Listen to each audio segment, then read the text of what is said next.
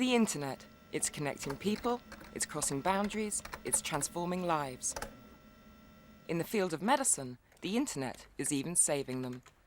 Wednesday morning at around 4 a.m, Chris woke up and asked, "Dad, can I have some Coca-Cola?" You cannot imagine how I felt. I had my son back. This is a story of a group of families who formed a powerful bond across the globe. They found each other, they found answers to their children's rare and strange affliction. Wow, isn't that fantastic? And a pioneering surgeon that changed their lives. Christopher is from England. So is George. Blake lives in the US. Professor Jeffrey Rosenfeld is in Melbourne, Australia. Without the internet, they would probably have never met. I burst into tears. I just felt so emotional because for the first time here was somebody who could help us really with the root cause. Christopher was laughing from the day he was born. It would fill most first-time parents with joy. But as he grew older, the laughter became more manic and distressed. We were given all sorts of reasons. He had 101 different viral infections. One doctor even mentioned he had a tickly voice box. Christopher's parents soon found out his laughter could kill. He would drop down unconscious, injure himself, and choke on food. Christopher had Gelastic epilepsy, a rare condition distinguished by laughing seizures.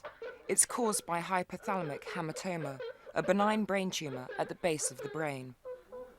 Despite drug treatment, he was having seizures every 2 minutes, around 300 a day. Oh, what's Lola got? He's never met George or his parents. Got some toys. But George was suffering from the same affliction. When it's dry now, he's got He developed the autistic tendencies and learning difficulties as well. Yeah, on the board. On the board. They sort of said, look, we can find these things now on scans, but there's not much we can do about them at the moment, and we just have to hope that within George's lifetime something will come along. Something did. The internet. Jill Mabin would search for hours, sending messages into cyberspace, hoping for an answer. She found it, from 6 families who'd formed a support group known as Hugs. So I got an email from somebody in the States saying, we think you've got a child with a hamartoma. And I was thinking, wow, how did you know that?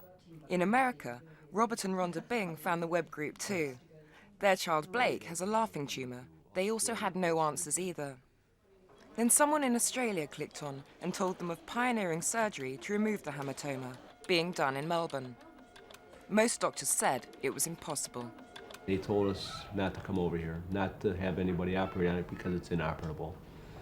They told us to wait. He's too young, maybe if he's 7 or 8 or 9.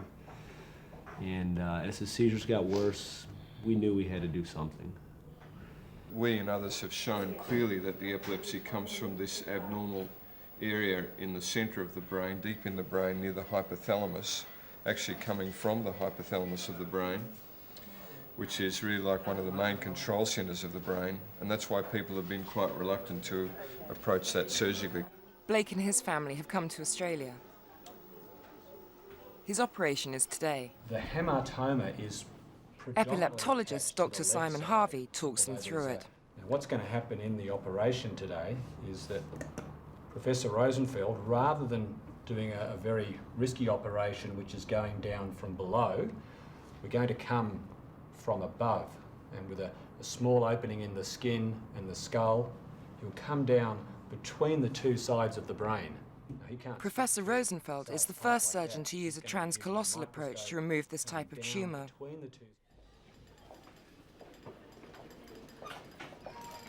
It's a standard approach to remove brain tumours, but not for hypothalamic hamartomas. Surgeons usually access them from lower in the skull, but that's a very risky procedure. The problem with doing that is twofold. First of all, there are a lot of very delicate blood vessels and nerves in that area, and it's very easy to damage those or cause the blood vessels to go into spasm. And that, if that happens, then that can cause a stroke. Professor Rosenfeld's approach is still a delicate procedure. Just down in there is the fissure between the 2 halves of the brain. Right down in there, that's where I'm going to go. The hypothalamus gland controls memory, hormones, and control of sleep. appetite and salt and water balance. All of those other complications are treatable, whereas the epilepsy is not treatable. So if you balance up the pros and cons, the pros, to me, far outweigh the cons. To guide him, Professor Rosenfeld uses a navigational tool that transmits information to a computer. The computer calculates where he is holding the tip of the instrument in relation to the head, so he can see exactly where he is inside Blake's brain. After a 6-hour operation, Blake's hematoma is removed. It was tougher than usual, but I've just taken my time and patiently gone through it and carefully gone through it, and I think we're looking at a good result. Professor Rosenfeld is having spectacular results. Oh, he's doing fine. Blake is the 16th child to be operated on. He's doing really well. Both George and Christopher, back in England, and all the other children around the world who came before them, are so far completely seizure-free. Each child's progress is closely followed and encouraged by the ever-growing cyber family.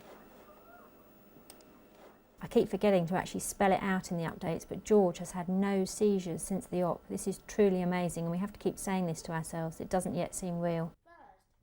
He's much more alert, he's wanting to talk to people, he's much less autistic. He's beginning to pick up pens, starting to do writing, colouring in, things that he just never did before. I mean, it's just so exciting. Can you get some Oh, I sleep? can't sleep. I need earmuffs. You snore so loud. It's still disbelief in the fact of, you know, it's just like a miracle, like a dream come true in the fact that he's now a much more brighter child. He can converse. It's almost, he's come out of a shell. He's a happier child. In the recovery room, Rhonda can't wait to announce the news. Blake is doing fine. And thanks to the network of friends she's never met and one Australian surgeon, his prognosis too looks good.